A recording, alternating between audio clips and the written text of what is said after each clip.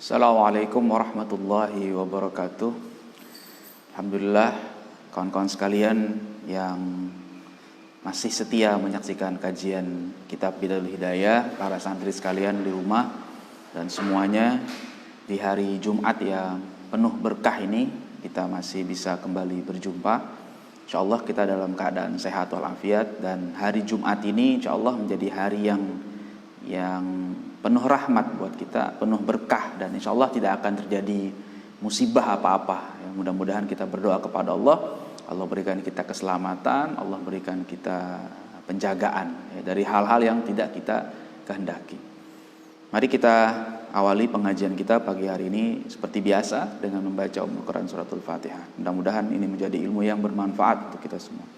La yahdini ya ala kullin shalih. Al-Fatihah. A'udzu billahi minasyaitonir rajim. Bismillahirrahmanirrahim. Alhamdulillahi rabbil alamin arrahmanir rahim maliki yaumiddin. Iyyaka na'budu wa iyyaka nasta'in. Ihdinas siratal mustaqim. Siratal ladzina an'amta 'alaihim ghairil maghdubi 'alaihim waladdallin. Bismillahirrahmanirrahim. Alhamdulillahi rabbil alamin wassalatu wassalamu ala asyrafil anbiya'i wal mursalin Sayyidina Muhammadin wa ala alihi wa sahbihi ajma'in. Rabbi syrah li sadri wa yassir li amri wahlul 'uqdatam min lisani yafqahu qawli. Subhanaka la ilma lana illa ma 'allamtana innaka antal alimul hakim. Wa la haula wa la quwwata illa billahil aliyyil azim. Qala Syekhul Muallif rahimahullahu ta'ala wa adama an-naf'a bihi wa bi barakati ulumihi wa bikum fid daraini amin. Qala ar-rabi'u al-mira'u wal jidalu wa munaqashatun nasi fil kalam ila akhirih. Kita lanjutkan kitab Bidayahul Hidayah ini masih membahas maksiat atau dosa yang bisa timbul dari lisan kita. Kemarin sudah kita bahas 3. Pertama berdusta, kedua ingkar janji, dan yang ketiga ghibah. Kali ini yang keempat kata Imam Ghazali. Bismillahirrahmanirrahim. Qala Syekhul Muallif rahimahullahu taala wa adama an-naf'a bihi wa bi barakati ulumihi wa bikum fid darain amin. Ar-rabi'u yang keempat al-mira'u wal jidalu wa munaqashatun nasi fil kalami. Di antara dosa lisan ini bisa muncul karena mira' wal jidal, perdebatan, adu argumen, wa munaqashatun nas fil kalam, dan berbantah-bantahan. Munaqasyah itu saling main musuh-musuhan, bermusuhan lah gara-gara berebut omongan, kalau orang Betawi bilang gitu. Jadi berbantah-bantahan dalam masalah kalam, dalam omongan, atau kalau dalam makna yang lebih khusus dalam ilmu kalam misalnya gitu ya. Ini memang fenomena yang terjadi pada masa Imam Al-Ghazali. Jadi pembahasan ilmu kalam khususnya itu pembahasan yang sangat pelik, sangat rumit. Kadang-kadang sampai membuat orang bisa saling berdebat tidak ada akhirnya, berbantah-bantahan. Nah, ini juga akhirnya menimbulkan kebencian sesama. Fadzalika fihi idza'un lil mukhatab wa tajhilun lahu wa ta'nun fihi. Imam Ghazali bilang, kalau kita berbantah-bantahan, berdebat, saling serang, adu argumen, tadi saling ingin menjatuhkan lawan, itu idza'un lil mukhatab. Itu akan menyakiti orang yang menjadi lawan bicara kita. Dan tajhil lahu wa ta'nun, dan kita akan merasa menganggap orang lain itu bodoh dan akan menjelekkan mereka yang menjadi lawan kita. Biasanya begitu. Ketika kita sudah dihadapkan dengan orang yang berbeda pandangan dengan kita, nah itu biasanya akan ada muncul rasa-rasa seperti itu. Kemudian nanti akhirnya melahirkan ungkapan-ungkapan yang tidak baik kepada sesama. Nah, ini Imam Ghazali mengingatkan kita, jangan sampai kita senang dengan perdebatan-perdebatan. apalagi perdebatan hal yang tidak begitu prinsip ya. Wa fihi thana'un 'alan nafsi, dan di dalam perdebatan itu biasanya akan memunculkan thana'un 'alan nafsi ya, kita memuji diri kita sendiri. Wa tazkiyatun laha, dan kita senang ingin diri kita itu dipuji-puji. Kita merasa diri kita hebat. Bimazidil fitnati wal ilmi, karena orang akan menganggap kita itu banyak ilmu, sangat cerdas, kira-kira gitu. Kan orang kalau lagi berdebat nggak mau kalah biasanya. Kalau kalah kan gengsi. Orang tonton banyak gitu kan. Kemudian di depan orang dia dibungkam, kan malu, gengsi. Gimana caranya supaya nggak kalah? Kan dia akan menampilkan argumen, bahkan kadang memaksakan diri, sehingga akhirnya dia bicara sudah tidak lagi terukur, sudah keluar batas. Dan itu yang membuat orang kehilangan adabnya di situ. Maka kita jauhkan, karena ilmu ini bukan untuk berdebat-debat. Kita belajar, para santri saya ingatkan, kita belajar itu untuk kita amalkan, untuk kita sebarkan, ya, supaya ilmu itu menjadi manfaat, bukan untuk kita perdebatkan, bukan hanya untuk kita diskusikan tapi tidak kita amalkan. Jadi ini dosa ya yang Ghazali ingatkan kepada kita. Muncul bahaya di situ. Tsumma huwa musyawwisun lil aish. Kemudian dengan perdebatan-perdebatan itu bikin hidup kita menjadi keruh, jadi tidak tenang, tidak enak. Kenapa? Banyak musuh. Orang yang biasa berdebat-debat itu musuhnya banyak biasanya. Jadi nggak nyaman hidupnya, itu di mana-mana ada aja yang nggak senang sama dia. Jadi jangan suka membuat hal-hal yang kontroversial lah, sehingga orang jadi nggak suka dengan gitu. Ya. Fa innaka la tumari safihan illa wa yu'dzika. Sebab kalau kita mendebat orang yang bodoh, ya, dia bakal balas dengan menyakiti kita. Gitu. Jadi kalau kita kita berdebatnya dengan orang yang tidak cerdas, orang awam, kita debat, dia kan nggak bisa berargumen. Nah kemudian akhirnya dia balas dengan bisa caci maki, bisa kepribadian kita yang diserang, ya. Itu begitu efeknya. Ya. Wala tumari haliman illa wa yulqika wa yahqidu 'alaika. Nah, kemudian kalau kita berdebat dengan orang yang halim, yang cerdas, yang baik lah orangnya gitu, katakan yang punya ilmu.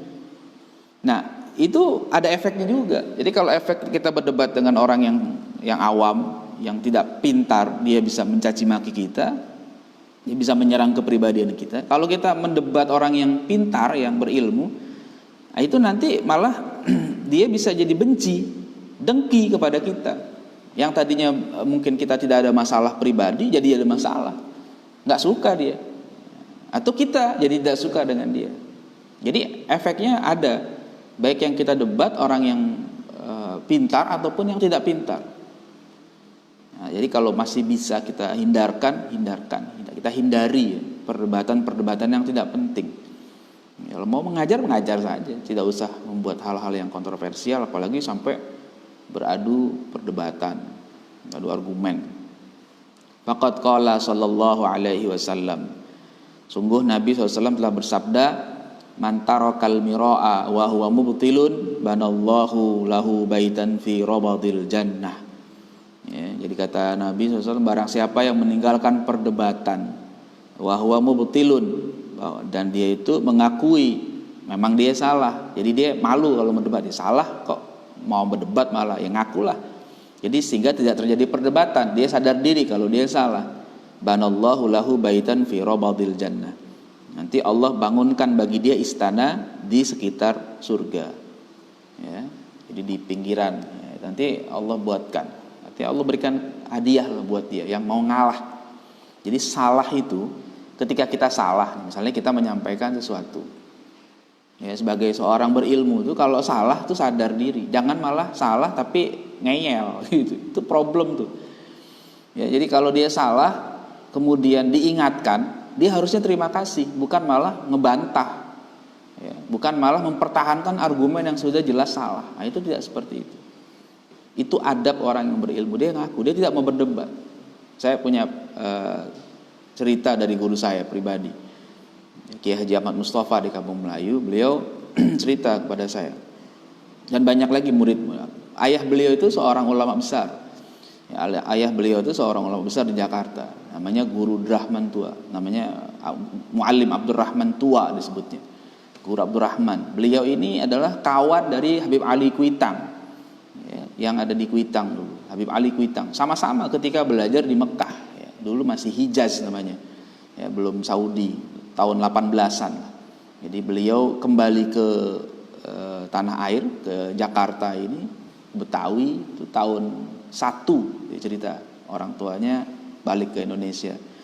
Dulu belajar di Mekah itu, di Hijaz dengan ulama-ulama di sana. Cuma memang dia kemudian tidak terkenal Habib Ali Kuitang, ya.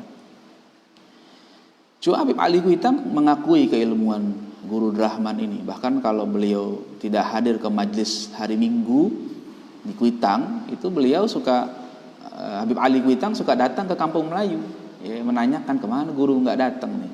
Biasanya datang. Nah, suatu hari Guru Rahman ini sakit, tidak bisa hadir ke Kuitang. Nah, kemudian murid-murid beliau biasa disuruh ngaji ke sana, suruh ke Kuitang. Nah, kemudian di tengah pembahasan, ya, sepertinya ada hal yang kurang tepat. Taunya dari mana? Ketika selesai ngaji, si murid ini datang ke rumah Guru Rahman. Biasa silaturahim, ya, mungkin besoknya lah, pokoknya datang ditanya, dari mana ente? Sama Guru Rahman ditanya. Biasa guru habis ngaji dari Kuitang. Oh, Habib Ali, ya. Terus ditanya, Habib Ali bahas apa tadi? Gitu. Jelaskan tuh, Habib Ali bahas masalah anu. Gitu. Kira-kira lah ada beberapa masalah dibahas. Terus dia bilang, ente ngantuk nggak? Bener Habib Ali ngomong seperti itu. Jadi kayaknya ada masalah yang kurang tepat. Iya guru, ente nggak ngantuk? Bener, ane nggak ngantuk. Ane catat. Ini begini Habib Ali ngomong begini. Akhirnya kemudian Guru Rahman bilang gini, baik kalau gitu ente tunggu sini ya. Ente kasih surat ane buat Habib Ali. Akhirnya Guru Rahman bikin surat sambil mengutip pandangan yang ada dalam kitab-kitab para ulama. Isinya kira-kira gini, Beb, saya dengar kira-kira gitulah ya, antum menjelaskan masalah ini begini. Coba tolong rujuk lagi ke kitab ini halaman sekian, bab ini halaman sekian. Kira-kira gitulah. Jadi menasihatinya bukan menyalahkan, tapi tolong coba rujuk halaman ini, kitab ini. Nah, kemudian nih berangkat ke Kuitang sana, tolong salam dari aneh gitu. Bilang, ini ada amanah dari Guru Rahman. Datang si murid itu bawa ke sana dan ketemu Habib Ali Kuitang. Apa yang disampaikan? Oh, dia begitu nerima surat dari Guru Rahman itu, dia bilang apa? Masya Allah, Alhamdulillah. Iya tadi aneh salah tuh. Gitu, dicek ternyata apa yang disampaikan ada mungkin sabkul lisan. Bukan niatnya salah, tapi sabkul lisan. Ya. Tergelincir lidah, terpeleset lidah sehingga maksudnya ingin ngomong A tapi yang tersebut B, kira-kira gitu. Akhirnya apa? Minggu depan pengajian ini itu diulang lagi pembahasan yang kemarin. Diulang lagi pembahasan yang sebelumnya itu diulang, dan beliau Habib Ali Kuitang mengatakan pengajian saya ulang karena saya dapat teguran dari guru saya di Kampung Melayu. Disebut sangat tawaduknya beliau. Padahal orang-orang tahu Habib Ali Kuitang itu adalah ulama besar. Ya, guru ulama Jakarta itu Habib Ali Kuitang. Tapi beliau sangat rendah hati, sangat mengakui. Beliau tidak mendebat, wah enak aja saya disalah-salahin, enggak begitu.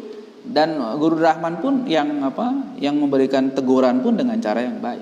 Jadi bukan menyalah-nyalahkan, tapi sekedar mohon dirujuk lagi, Bib, coba dilihat. Kira-kira begitu. Dan itu masyhur cerita itu di kalangan guru-guru Jakarta. Saya mendengar itu dari beberapa guru. Ya, termasuk guru saya sendiri, karena guru saya anaknya langsung, putranya langsung. Jadi kalau secara sanadnya sangat kuat langsung. Dan dari guru-guru yang lain yang juga berguru kepada Guru Rahman.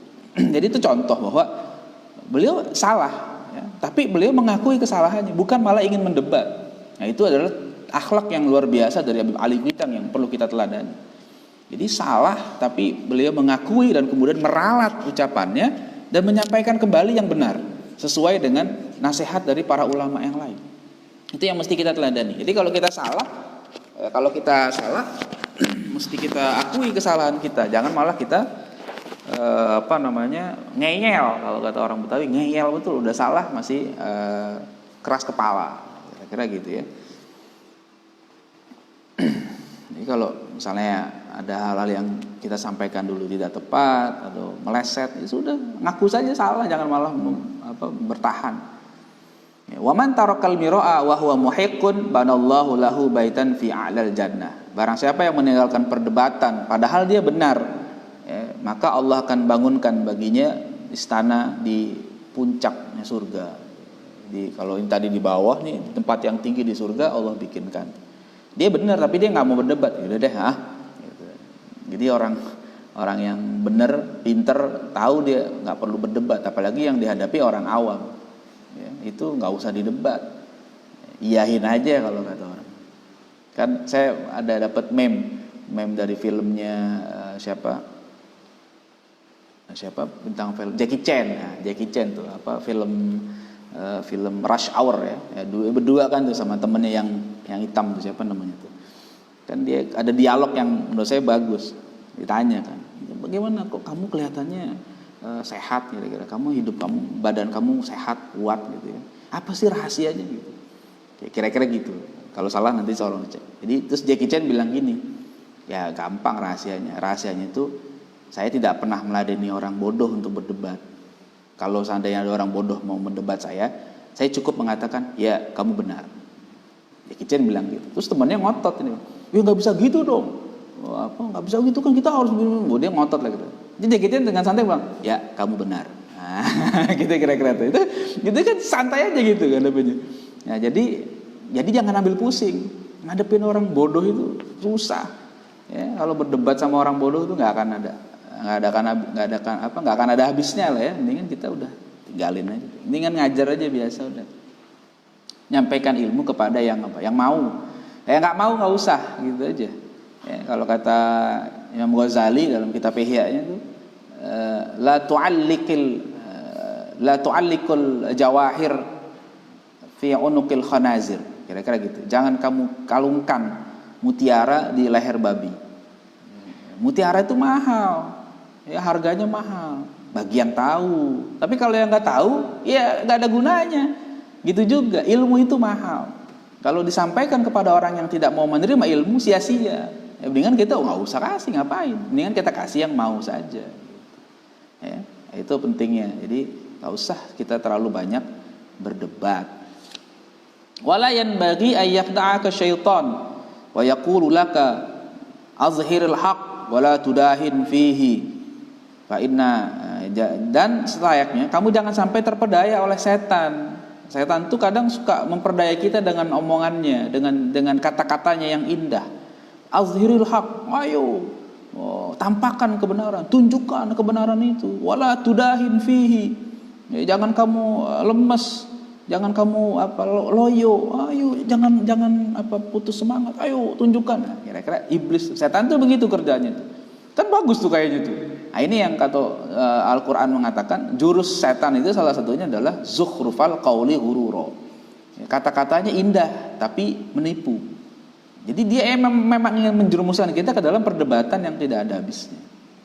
Akhirnya kita dianggap hebat kan. Akhirnya membuat kita terjerumus sendiri. Kenapa? Ketika kita berdebat, kita akan merasa kita hebat, kita ini memang pintar, orang kalah semua dengan kita.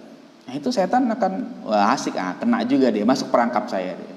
Nah, itu tujuan setan. Nah, kita nggak seperti itu. Nah, jangan, hati-hati. Jadi itu perangkap setan luar biasa. Fa inna syaitan abadan yastajirrul humqa ila syarri fi ma'radil khairi. Karena setan itu selamanya akan menjerat orang-orang dungu ke arah ke satu yang buruk yang dikemas dengan tampilan yang indah. Jadi setan itu pinter dagangannya dalamnya haram tapi luarnya bagus ya. Kayak kata orang, setan itu pinter jualan minyak babi cap onta, kira-kira gitu. Ya, kemasannya cap onta, gambarnya cap onta gitu. Tapi dalamnya itu minyak babi. Nah, setan itu pinter. Jadi kita nih dibilang, ayo debat aja. Kamu harus menunjukkan kebenaran. Kan kayaknya setan tuh demen betul mendukung kita. Padahal setan kan nggak suka dengan kebenaran. Terus kenapa kita malah mengikuti. Nah, itulah perangkap namanya. Ya. Kalau kita masuk ke situ, kita sudah akan jadi makanan dia itu nanti. Ya. Fala takun duhkatan lisyaiton fayaskhar minka. Maka jangan sampai kamu jadi bahan tertawaan setan. Karena nanti kalau kamu jadi bahan tertawaan setan malah akan mengejek kamu terus, ya, menghinakan kamu. Wah, setan puas tertawa. Kenapa? Karena kita berhasil masuk perangkapnya.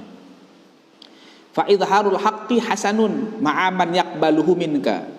Ya, menunjukkan kebenaran itu bagus memang, tapi untuk orang yang menerima. Nah, kira-kira orang yang mau kita ajak ngomong nih ada potensi nerima nggak? Kalau ada potensi nerima nggak apa-apa ngomong. Ya, tapi jangan orangnya udah susah nih, nggak usah disampaikan. Kalau dia nggak mau nerima, malah jadi berdebat. Wadzalika bitariqin nasihah fil khafiyah. Nah, ini juga caranya kata Imam Ghazali. Dan cara menyampaikannya itu, menyampaikan kebenaran yang bagus itu dengan tariqin nasihah, dengan cara yang baik, dengan cara nasihat fil khafiyah, secara sepi, ya, tidak secara apa? Tidak secara terang-terangan, tidak secara belak-belakan. Ya, kenapa? Sebab kadang gini, orang yang salah itu kalau ditegur secara belak-belakan, kadang dia gengsi, tidak mau mengakui kesalahannya, akhirnya nasihat kita itu menjadi apa? Menjadi sia-sia. Ya, la bitariqil mumarah, bukan dengan cara kita mendebat dia di tengah keramaian. Enggak begitu. Insya Allah ada pengalaman ya. Saya dapat kisah dari guru saya ini. Ya, ini pelajaran buat saya juga. Ya. Kadang dulu kita masih senang juga. Saya termasuk masih senang juga dulu waktu masih muda. Ya, sekarang juga masih muda sih sebenarnya gitu. Jadi emosinya masih belum stabil ketika itulah. Jadi ketika ngelihat orang salah tuh bawaannya udah mau nyerang aja gitu. Sekarang belakangan belajar lagi, guru-guru mengingatkan lagi. Kadang guru-guru mengingatkannya bukan dengan menasihati langsung, tapi dia berbagi pengalaman cerita. Ada pengalaman cerita di guru kami di pondok ya. Ada kawan dia, profesor. Bukunya banyak profesor ini. Tapi di bukunya itu ada salah satu bukunya yang menurut pandangan guru kami itu ada hal yang keliru. Ya, cara pandangnya ada yang keliru lah, kurang tepat. Nah, kemudian guru saya ini, guru kami di pondok ini nulis kirim email ke beliau. Ya, cukup panjang, ditulis email, dijelaskan poin-poin yang terlihat ada masalah, begini. Ini kemudian profesornya sangat baik. Ya, saya pun kenal, beliau pun sempat mengajar kami ketika di kampus. Dan memang orangnya sangat baik, masya Allah, baik betul. Beliau kirim email ke profesor itu, dijelaskan dalam halaman sekian ditulis begini. Jadi disampaikan poin-poinnya, dijelaskan. Jadi bukan hanya menyalahkan, bukan hanya mengatakan ini sesat, enggak, bukan begitu, tapi dengan cara yang baik disampaikan. Kemudian setelah dia profesor itu membaca email dari guru kami, profesor ini dengan sangat besar hati menerima. Dia bilang apa? Masya Allah, alhamdulillah. Katanya, sampai cetakan keberapa buku ini belum pernah ada yang komentari buku saya seperti ini. Ini terima kasih betul katanya, buku saya diingatkan, diberi koreksi dengan cara yang baik. Jadi saya tahu ternyata ada yang salah selama ini. Oh, kalau gitu setelah itu kemudian akhirnya apa? Buku yang masih ada di pasaran dia minta tarik dari penerbitnya, coba tarik, dan dia minta direvisi. Kemudian akhirnya untuk cetakan berikutnya direvisi. Nah, itu satu adab yang luar biasa juga. Dan itu ampuh. Kenapa? Karena guru kami memberikan nasihatnya secara tersembunyi, tanpa diketahui orang-orang. Jadi dia memberikan email. Nah, itu penting. Itu apa yang beliau ceritakan ini bukan dalam rangka menggibahi, tidak, tapi ingin memberikan pelajaran kepada kami, murid-muridnya, supaya ketika kita ingin menasihati orang itu lebih bagus, lebih efektif ketika kita pelan-pelan, masuk langsung ke orangnya. Beliau suka begitu ngomong ke kami itu. Kalau itu dia suka cari, kalau ada nomor handphonenya langsung dia japri handphonenya. Begini nih. Nah, kalau nggak ada dia coba tanya teman-temannya siapa yang punya nomor handphonenya, kemudian dia ngomong, disampaikan. Nah, itu lebih bagus. Ya. Walin nasiha sifatun wa hay'ah. Nah, untuk memberikan nasihat itu ada sifatnya, ada caranya. Jadi tidak sembarangan. Ya. Coba deh, nasihatnya bagus, tapi disampaikan dengan cara yang tidak baik, orang pasti menolak nasihat itu. Coba aja. Jadi kalau nasihatnya baik, disampaikan dengan cara yang baik, maka insya Allah nasihat itu lebih kena. Man kana ya'muru bil ma'ruf fa amruhu bil ma'ruf. Jadi kalau orang yang mau mengajak kepada kebaikan, maka hendaknya caranya dengan cara yang baik, dengan cara yang tidak baik. Wa yahtaju fiha ila talattufin. Kalau menasihati itu butuh talattuf. Ya, talattuf itu lemah lembut. Ya, jangan kita kasar. Wa illa sharat fadhihah. Kalau disampaikan dengan cara belak-belakan, malah kadang-kadang jadi kontraproduktif, berubah menjadi fadhihah, mengungkap aib orang. Jadi kadang-kadang kalau kita menasihati orang di depan umum malah menjadi tidak baik. Jadi kadang-kadang orang-orang yang baik itu, ulama-ulama yang soleh yang tahu cara menasihati dengan baik, ketika melihat kemunkaran itu bukan mereka diam, belum tentu juga. Bisa jadi dia menasihati orang yang berbuat munkar tadi tanpa diketahui orang banyak. Jadi bukan berarti orang yang menasihati orang yang kelihatannya tidak. Bisa jadi dia lewat belakang, ya. Dia datang ke rumahnya atau dia kirim pesan, langsung ditelepon dan sebagainya. Sehingga orang yang diingatkan itu merasa, oh iya, terima kasih. Seperti itu. Karena ada sebagian orang yang tidak bisa dinasihati di hadapan orang banyak. Apalagi tokoh terkenal. Wah, itu gengsinya berat, itu turun dia, malu pasti. Makanya memang ada cara. Wa kana fasaduha aktsara min salahiha. Kalau udah menjadi fadihah tadi, kita bongkar aibnya bukan dengan cara yang lemah lembut, fasaduha aktsar min salahiha, maka kerusakannya akan lebih banyak daripada kebaikannya. Mungkin ada kebaikannya, mungkin ya ada, tapi rusaknya lebih banyak daripada kebaikan yang kita dapatkan. Padahal kalau kaidah fikih kan mengatakan darul mafasid muqaddam ala jalbil masalih. Kita mencegah kemafsadatan, kerusakan lebih diutamakan daripada mengambil maslahat. Ada maslahat tapi mafsadahnya banyak, ya kan jadi rusak juga nantinya. Kalau kata pepatah kita dapat ikannya tapi airnya tidak keruh. Nah, kira-kira begitu. Wa man khalata mutafaqqihatal asri ghalaba ala tabihil mira wal jidal wa asur alaihi sumtu. Dan jika ada orang yang bergaul dengan orang-orang yang dikatakan ahli fikih pada zaman ini, yang umumnya tabiat mereka itu senang berdebat, berargumen, berbantah-bantahan, sulit sekali untuk diam. Idh ulqiya ilaihi ulama usu anna dzalika wal fadlu wal qudrah 'ala al muhaja wal munaqashah wal ladzi yamtadihu bihi. Karena ditampakkan kepada mereka ulama-ulama su itu bahwa itulah ya, berdebat itu al-fadlu, itu merupakan keutamaan. Jadi kalau orang yang menang debat itu hebat katanya. Wal qudrah 'alal mahajah, dan kemampuan ketika mereka menyampaikan argumen, hujjah, munaqashah, ketika mereka berbantah-bantahan, berargumen, itu yang terpuji. Jadi pandangan itu yang sudah keliru, world view-nya sudah salah. Ya, nah ini terjadi. Imam Ghazali menceritakan kondisi pada zamannya, ya, di mana pada masa beliau hidup itu memang sedang banyak terjadi perdebatan kalam, ya, perdebatan antar madhab terjadi itu. Ya, kemudian Imam Ghazali mencoba memperbaiki kondisi. Ini satu ulasan yang sangat menarik kalau ingin kita baca di kitabnya Dr. Majid Irsan Al-Kilani, ya. Hakadha dhahara jilu Salahuddin wa hakadha adatul Quds. Itu buku sangat bagus, recommended untuk dibaca, dan terjemahannya juga sudah banyak.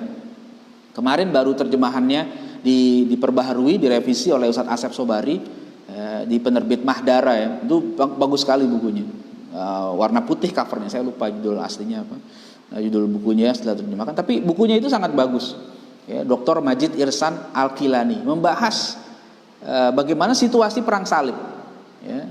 Dan salah satu yang diangkat adalah sosok Imam Al-Ghazali sebagai ulama yang hidup pada masa itu, di mana beliau melihat banyak pertikaian. Kan kalau dilihat kan pada masa perang salib kekuatan umat Islam secara kuantitas, ya, secara kuantitas umat Islam itu unggul daripada tentara salib. Tapi ternyata apa? Umat Islam kalah ketika perang salib 1. Ya, perang salib ini kan cukup panjang, ya, hampir 2 abad. Tapi di perang salib pertama umat Islam justru kalah. Kenapa kalah? Karena ada problem internal. Problem internalnya itu apa? Salah satunya adalah pertikaian antar mazhab yang pernah terjadi. Memang ini sejarah, ya. Antara Asy'ariyah dengan Hambali itu pernah terjadi. Antara mazhab fikih dengan satu dengan yang lainnya itu bertikai. Nah, kemudian Imam Ghazali berusaha untuk mendamaikan, jangan sampai terjadi perpecahan terus. Sebab bagaimana kita mau mengalahkan musuh yang ada di luar sementara internal kita sendiri punya masalah besar. Nah, itu pentingnya memahami kondisi masyarakat. Nah, kemudian disitulah Imam Ghazali mengobati, ya, setelah mendiagnosa, oh masalahnya ini sebenarnya ada masalah internal dulu. Supaya kita bisa menang, harus kita perbaiki masalah internalnya dulu. Ya, memang fasenya lama, tapi itu efektif dan akhirnya bisa melahirkan satu generasi baru, generasi yang disebut generasi Salahuddin.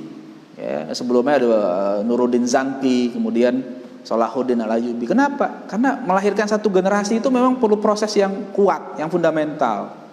Kalau tidak hanya asal-asalan saja tidak bertahan lama. Nah, apa yang Imam Ghazali tawarkan sebagai solusi perdamaiannya? Nah, Imam Ghazali menulis kitab yang namanya Ihya Ulumuddin.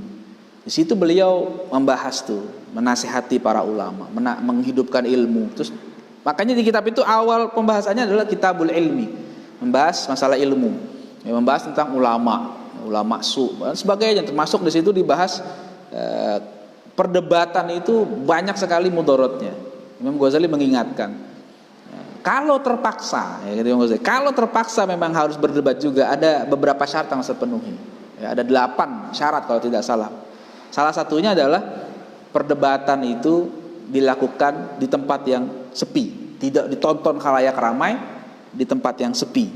Kalau perlu ada yang menengahi, orang yang memang betul-betul alim, sehingga bisa jelas mana yang benar, mana yang salah.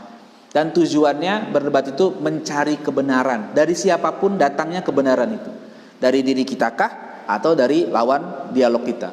Kalau kebenaran dari diri kita datangnya, alhamdulillah. Tapi kalau kebenaran itu datang dari musuh kita, dari orang yang lawan dialog kita, kita pun harus menerima. Karena yang kita cari bukan pembenaran, tapi kebenaran. Nah, itu banyak lagi. Nanti Imam Ghazali membahas itu dalam kitab Ihya Ulumuddin.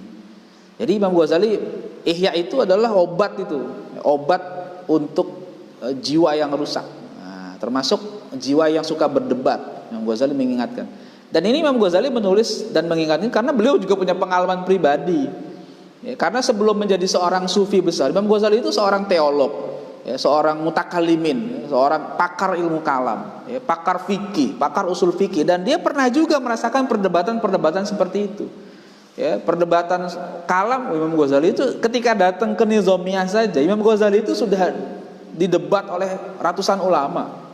Ya, karena untuk menjadi guru besar di madrasah Nizamiyah itu tidak mudah. Jadi harus menghadapi banyak ulama. Dia ditanya berbagai masalah, tapi beliau mampu menjawab itu. Makanya namanya langsung naik daun. Al-Ghazali. Dia merasa itu, dan memang fenomena itu muncul. Dia merasakan bahwa ketika orang menang debat itu biasanya akan jadi tinggi hatinya dan menganggap remeh. Ya, kalau kata kawan akrabnya Al-Ghazali, Abdul Ghafir Al-Farisi, cucu dari Imam Al-Qushairi, itu kawan akrabnya Imam Ghazali itu. Ketika dia menceritakan perubahan sikap Al-Ghazali dalam kitab Tabaqat Syafi'iyah, Tajuddin As-Subki, di situ Abdul Ghafir Al-Farisi mengatakan, ketika Al-Ghazali berubah menjadi sufi, itu berubah sekali. Ya, dulunya sombongnya luar biasa. Dia tahu betul karena dia memang akrab dengan Al-Ghazali. Jadi sombongnya, menganggap orang remeh, bangga betul ya. Tapi begitu dia selesai uzlahnya, kemudian dia banyak tafakur, mendekatkan diri kepada Allah, sehingga akhirnya memilih jalan tasawuf, berubah. Imam Ghazali tidak lagi mengikuti hal seperti itu. Dia tetap fokus mendidik orang, ya, mengajar sempat beberapa saat di madrasah Nizamiyah, kemudian dia buat madrasah Ghazaliyah di rumahnya sendiri, mendidik orang-orang, fokus, ya, memperbaiki masyarakat. Setelah dia berhasil memperbaiki dirinya sendiri. Nah, jadi ini sebenarnya apa yang dikatakan Imam Ghazali ini masih relevan dengan kondisi kita saat ini. Jadi kalau dulu Imam Ghazali menyaksikan pada zamannya, ya, orang-orang yang masuk dalam ulama mutakallimin, fuqaha pada saat itu memang suka berdebat. Sekarang juga kita menyaksikan ada orang-orang seperti itu. Nah, ini menjadi perhatian buat kita. Ada orang-orang yang masih meributkan masalah akidah, memperdebatkan, ya, apalagi di media sosial. Saya menemukan banyak orang-orang yang memperdebatkan masalah-masalah akidah, sampai hal yang detail diperdebatkan. Jadi akhirnya apa? Menimbulkan permusuhan. Yang satu saling serang, ini serang, semuanya dianggap keluar dari Islam. Terus yang Muslim siapa? Masalah fikih juga begitu. Masalah fikih pun begitu. Jadi kalau yang tidak sesuai dengan dia nanti dianggap tidak nyunnah, dianggap tidak sesuai dengan ajaran Nabi, bid'ah dan sebagainya. Ini kan kasihan sebenarnya kalau melihat orang-orang terus berdebat. Akhirnya kita yang awam ini akan bingung, kita mau ikut yang mana? Kata yang ini, yang sana salah. Kata yang sana, yang sini salah. Terus mana yang benar? Nah, makanya disitulah perlu sikap yang bijak. Jadi ilmu itu penting, tapi adab itu juga harus dijaga supaya ilmu yang ada itu bisa menambah keyakinan kita dan menambah semangat untuk kita amalkan, bukan malah menimbulkan keraguan. Kemudian akhirnya kita nggak mau beramal. Kenapa? Karena kita ragu. Habis yang ini salah, itu salah. Jadi kayaknya nggak ada yang benar, nggak usah beramal. Nah, itu bahaya. Ya.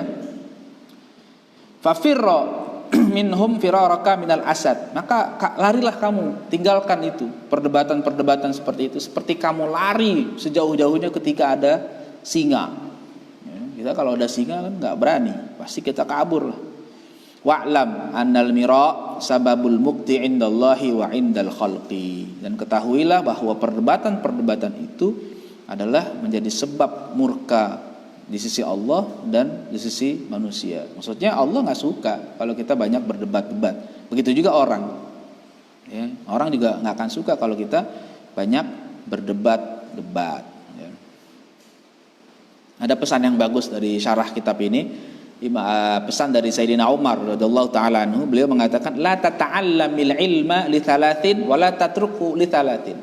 Ya, kata Sayyidina Umar, jangan kamu tuntut ilmu, cari ilmu karena 3 hal motivasinya, dan jangan kamu tinggalkan menuntut ilmu karena 3 hal. Apa?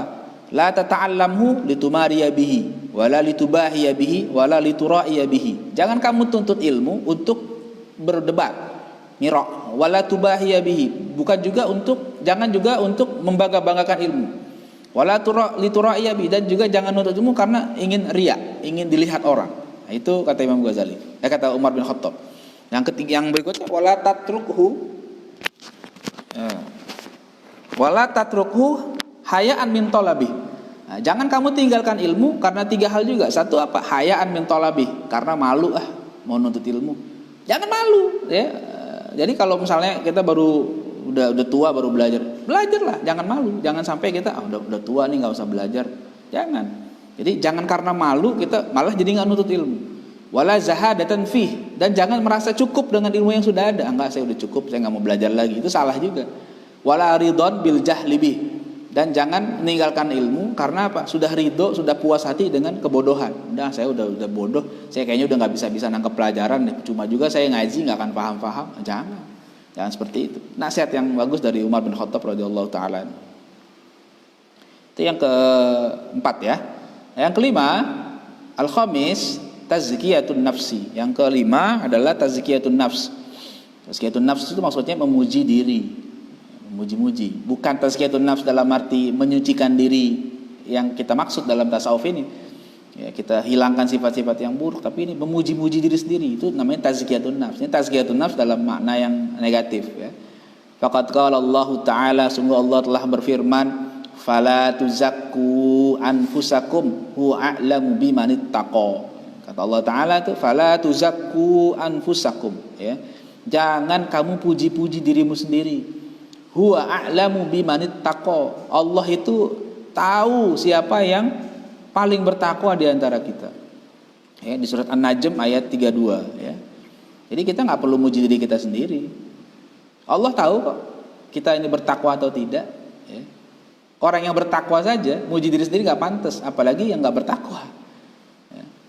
Waqila li ba'dil hukama, dan dikatakan oleh sebagian hukama kepada sebagian hukama, kepada sebagian orang-orang yang bijak ditanya, masjidul qabih, apa itu kebenaran yang buruk?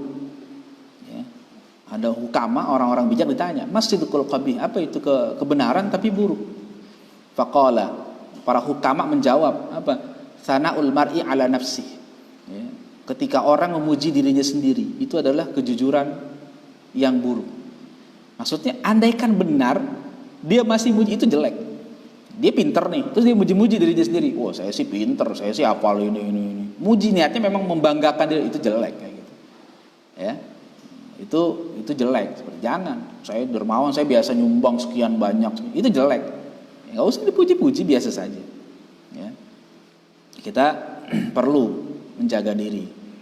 Fa iyyaka an tata'awwada dzalika, maka jauhkanlah olehmu jangan sampai membiasakan diri dengan tazkiyatun nafs tadi, jangan memuji-muji diri sendiri. Wa'lam anna dzalika yanqusu min qadrika indan nas, ketahuilah bahwa kalau kita memuji diri kita sendiri itu justru akan mengurangi nilai kamu di pandangan orang. Jadi nilai kita tuh bukan tambah tinggi ketika kita muji diri sendiri, orang malah nggak suka dengan kita. Wa yujibu muqtaqa indallahi ta'ala, ya, dan itu akan menyebabkan kita mendapatkan murka dari Allah Subhanahu wa taala kalau kita muji-muji diri kita sendiri. Makanya orang yang baik kan yang tawadhu, jangan muji-muji diri sendiri. Kayak Abu Nawas tuh kan syairnya terkenal, al-i'tiraf. Orang salah paham. Ya, mungkin dipikir apa tuh? Allah Abu Nawas itu tawadhu. Dia mengatakan ilahi lastu lil firdausi ahla. Ya Allah, aku ini enggak pantas kayaknya masuk surga. Aku bukan ahli surga. Dia merasa begitu. Wala aqwa ala naril jahimi, tapi aku juga enggak tahan mau masuk neraka, enggak kuat. Nah, kan begitu. Ini sebenarnya kan dia minta masuk surga, tapi dengan gaya bahasa yang luar biasa. Enggak langsung ya Allah masukin saya surga dong gitu kan. Itu kan gaya bahasanya enggak ada, tapi dia merendahkan dirinya. Merasa dia memang enggak pantas sebenarnya kalau masuk surga, tapi juga enggak tahan kalau masuk neraka. Nah, ya sebenarnya pengen masuk surga juga. Itu pinternya Abu Nawas tuh begitu. Ya. Fa idza aradta an ta'rifa anna thana'aka 'ala nafsika la yazidu fi qadrika 'inda ghairika fanzur ila aqranika idza athnau 'ala anfusihim bil fadli wal jahi wal mal kaifa yastankiruhu qalbuka 'alaihim wa yastathqiluhu tab'uka. Nah, ini obatnya, obat mengobati tazkiyatun nafs. Sama dengan obat-obat yang sebelumnya Imam Ghazali sampaikan. Jadi obatnya itu sebenarnya ada pada diri kita. Bagaimana cara pandang kita? Kata Imam Ghazali, kalau kamu pengen tahu bahwa ketika kamu memuji dirimu sendiri itu tidak menambah nilai dirimu di hadapan orang, coba perhatikan saja. Ketika ada orang lain, teman-temanmu lah, kata Imam Ghazali, idza asnau ala anfusihim, dia muji-muji diri mereka. Apanya? Bil fadl, keutamaan yang dia punya, kelebihan yang dia punya, pinterkah dan sebagainya. Wal jah, dia punya jabatan, punya pangkat. Wal mal, dia punya harta. Dipuji-puji, dia bangga-banggain. Kaifa yastankiruhu qalbuka alaihim. Coba deh, tanya hatimu, kira-kira hati kamu mengingkari dia enggak? Wa yastathqiluhu tabbuka. Terus kamu rasanya gimana? Berat enggak ngelihat kayak gitu? Maksudnya ngerasa, aduh kok gini banget sih, kira-kira gitu deh. Coba deh. Sekarang kita nonton video, ya, video-video orang yang mamerin kekayaannya deh, coba deh. Kita pasti nggak suka. Ya, kalau yang normal tuh nggak suka ngeliat gitu. Bukan hasad ya, bukan karena kita nggak suka, kita benci dan ingin mereka itu. Cuman kayaknya nggak penting juga gitu.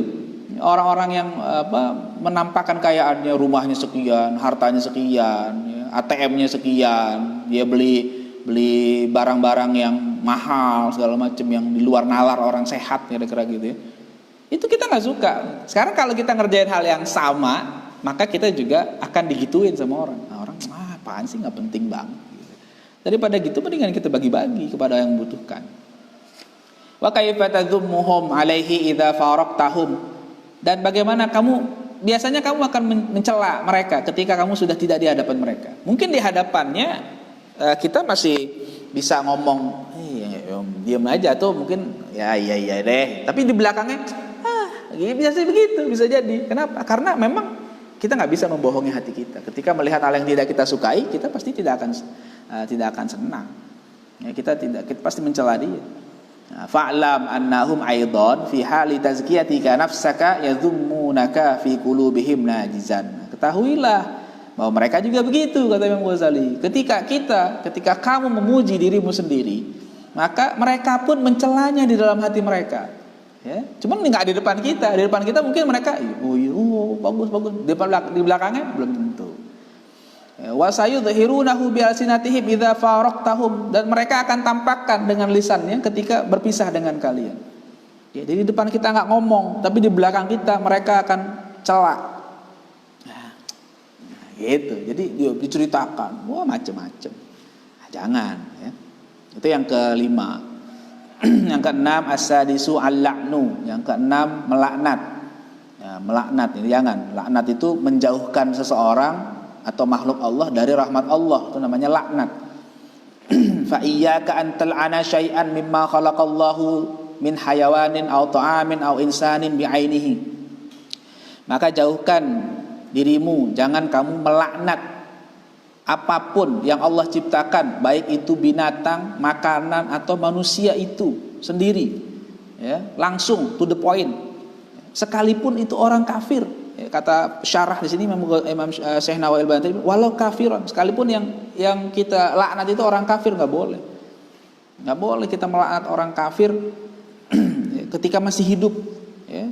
Misalnya kita langsung to the point mengatakan tetangga kita ada orang kafir gitu, kita laknat ya, si fulan mudah-mudahan Allah laknat. Jangan. Kalau tiba-tiba Allah kasih hidayah dia masuk Islam gimana? Ya boleh.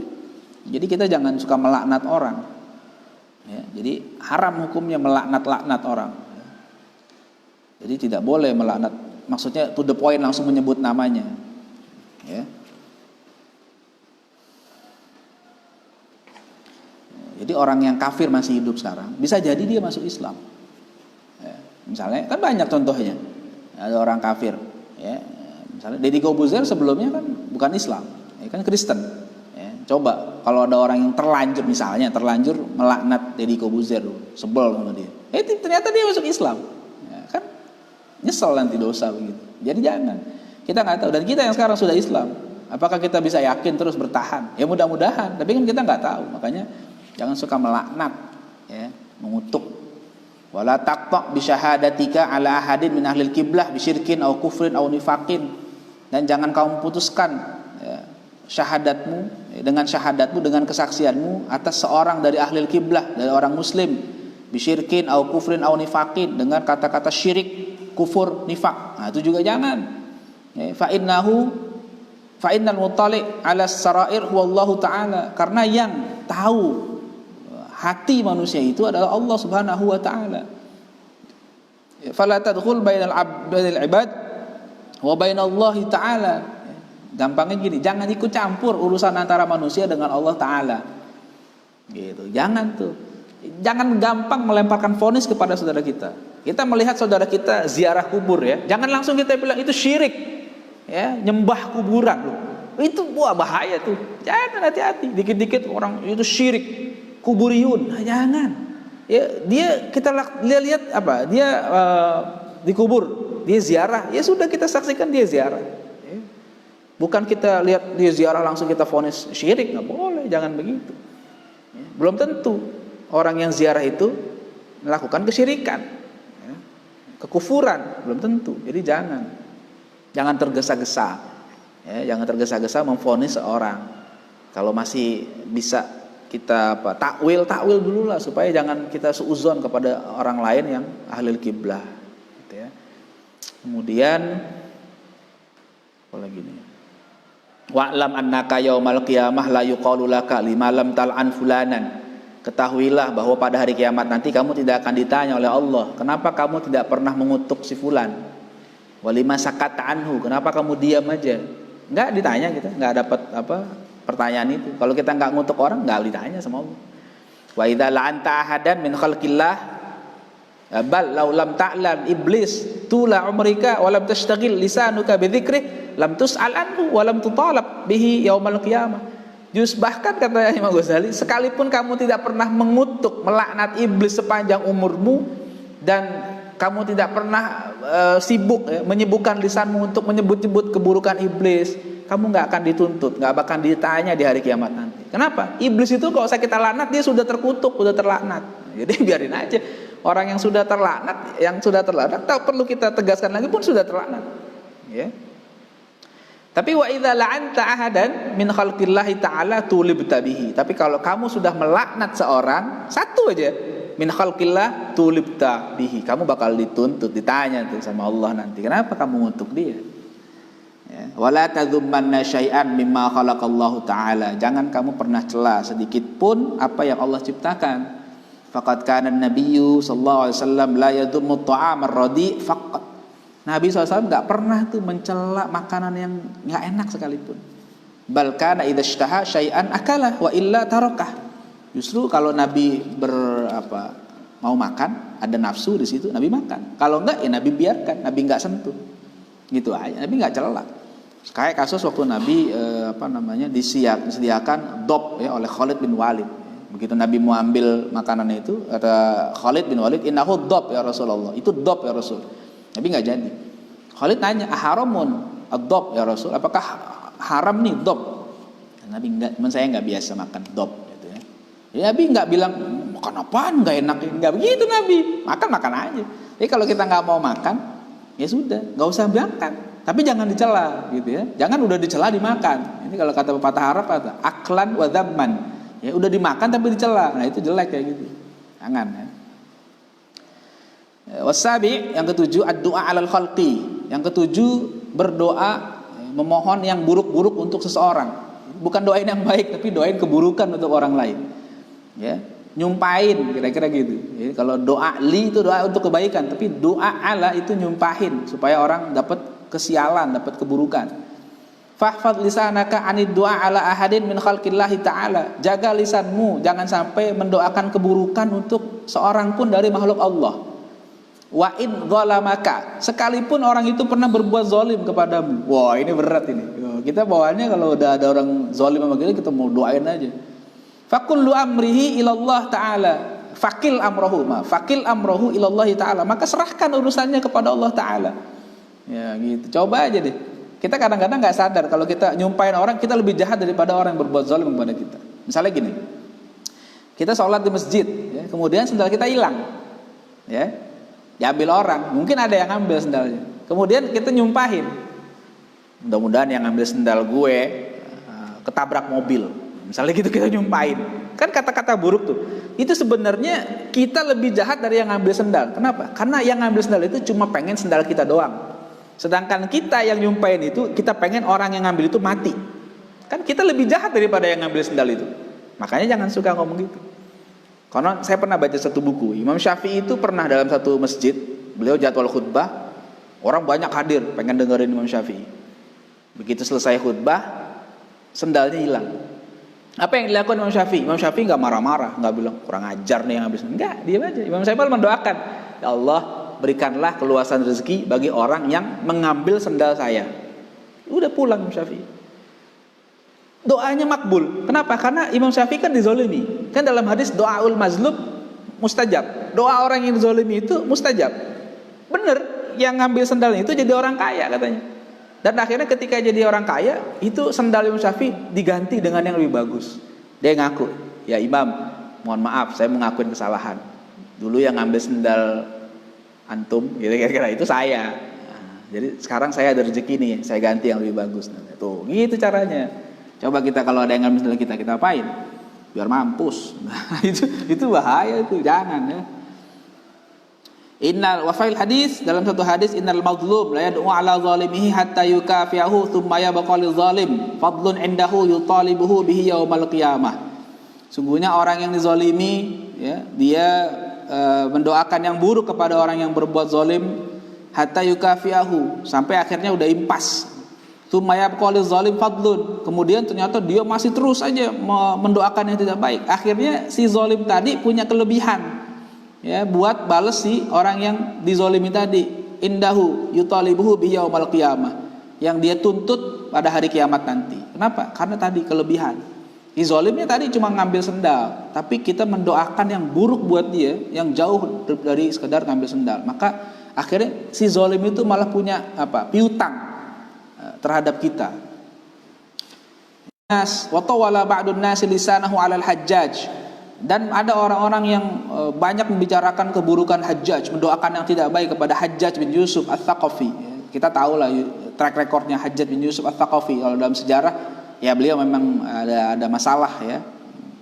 Faqala ba'dus salaf, sampai ulama salaf mengatakan innallaha la yantaqimu lil Hajjaj mimman ta'arrada lahu bilisanihi kama yantaqimu minal Hajjaj liman zalamah.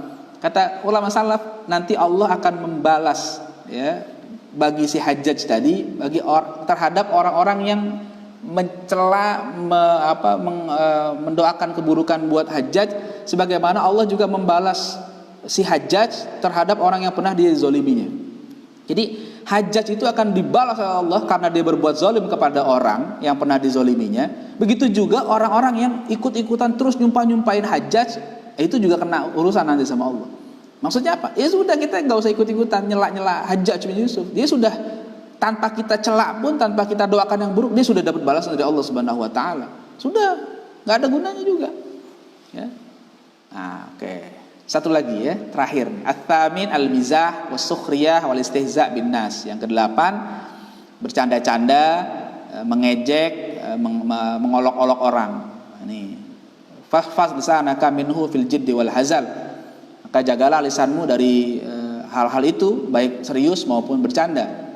Fa innahu yuriku ma'al wajhi wa yasqitul mahabbah wa yastajirul wahsya wa yu'dzil qulub. Karena kalau kita banyak bercanda, mengejek, mengolok-olok, itu bakal menghilangkan kewibawaan kita. Ya, orang nggak akan anggap serius. Kalinya kita ngomong serius, kita akan tetap dianggap dia mau bercanda.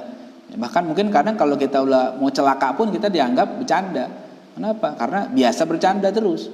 Jadi ada saatnya bercanda, ada saatnya serius. Nanti bikin hati jadi tidak tenang. Wa huwa mabda'ul lujaj wal ghadab wat tasarum. Hal itu semua itu bercanda, mengolok-olok, mengejek itu adalah sumber daripada permusuhan, ya, kebencian dan saling berantem, bertikai. Wa yaghrisul hiqda fil qulub, dan akan menanam sikap dengki di hati. Fala tumazih ahadan, jangan kamu sering bercanda sama orang lain. Fa in mazahaka ahadun fala tujibhu, kalau ada orang-orang membecandai kamu, mengolok-olok kamu, jangan ditanggepin. Jadi biarin aja, lewatin aja. Kalau ada orang ngeledek kita jangan ditanggepin. Wa idza khotabahumul jahilun qalu salama. Kata Allah, kalau ada orang jahil ngejek-ngejek dia, udah tinggalin aja, qalu salama. Saya mau jalan gitu. Wa'arid anhum hatta yakhudu fi haditsin ghairih. Berpalinglah dari mereka sampai mereka mulai masuk ke pembicaraan yang lain. Maksudnya kalau masih ngolok-ngolok itu jangan ikut. Pergi. Nah, kalau udah ngomong biasa lagi baru kita gabung. Wa kun ma'al minal ladzina idza marru bil lagwi marru kirama. Dan jadilah kamu seperti orang-orang yang jika marru bil lagwi, mereka lewat di tengah orang-orang yang lagwi, orang-orang yang ngomong enggak baik, marru kirama. Mereka tetap lewat dengan penuh rasa hormat. Jadi enggak nanggepin olok-olokan orang di sekitar kita. Jadi kalau di sekitar kita mau jalan nih, misalnya mau ke masjid, ada yang ngeledek-ledek, biarin aja, jangan ditanggepin. Kalau kita tanggepin jadi berantem, ini jalan aja udah, ya selesai. Fahadhihi majami'u afatil lisan. Nah, inilah kumpulan bahaya lisan. Wala yu'nika alaihi illa al-uzlah au mulazamatus sumti.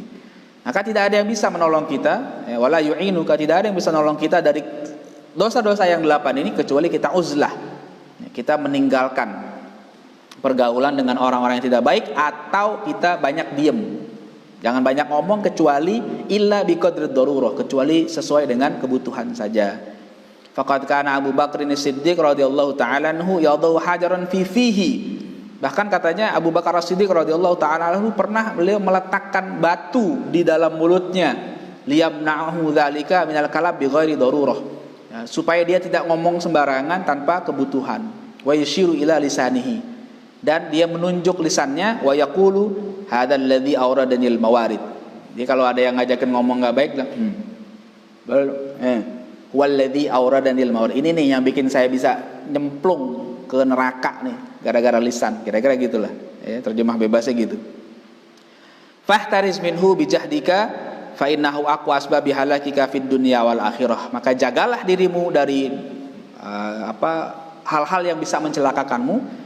Maksiat-maksiat lisan tadi, bahaya-bahaya lisan tadi, karena itulah jalan yang paling kuat membuat kita celaka di dunia dan akhirat. Jadi sebagaimana yang Imam Ghazali katakan, dari ketujuh anggota tubuh kita itu lisan ini yang paling banyak menyebabkan kita masuk neraka. Maka hati-hati, ya. Mudah-mudahan kita diberikan hidayah oleh Allah Subhanahu wa taala, ya. Para penyimak kajian ini, santai-santai di rumah, ya, kita coba sama-sama amalkan, kita jaga, lisan kita, supaya lisan kita ini menjadi lisanan dzakiran, lisan yang selalu ingat kepada Allah Subhanahu wa taala, dan bukan lisan yang selalu berbuat dosa kepada Allah Subhanahu wa taala dan juga kepada sesama manusia.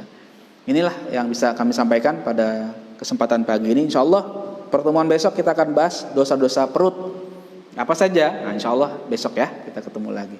Mudah-mudahan sedikit yang kami sampaikan pagi ini menjadi ilmu yang manfaat dan bisa kita amalkan. Mohon maaf bila ada kekurangan. Assalamualaikum warahmatullahi wabarakatuh.